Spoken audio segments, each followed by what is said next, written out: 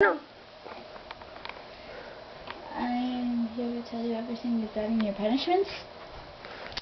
What have I done? I don't really remember anything. I think I got banged on the head. Let me refresh your memory. You stole some poor gypsy's globe. You abused two kids in synchronized ewing. You beat up two almost hobos. You beat up some wait staff. You abused the goat. You mistreated a cow. You offended a chicken. 5 hours later. And then you stole the car, and then you took it. That's for her. Your punishments. And I'm just going to say something about my crime. I know what I've done, but what have you done? It's time for you to confess. I'm out of here.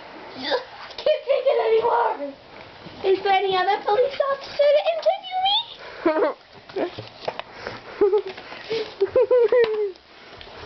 The confessor doesn't get food. So, what are my punishments? Why did you do these crimes? The cameraman steps into action. Come on, Gypsy, let's go! Ow.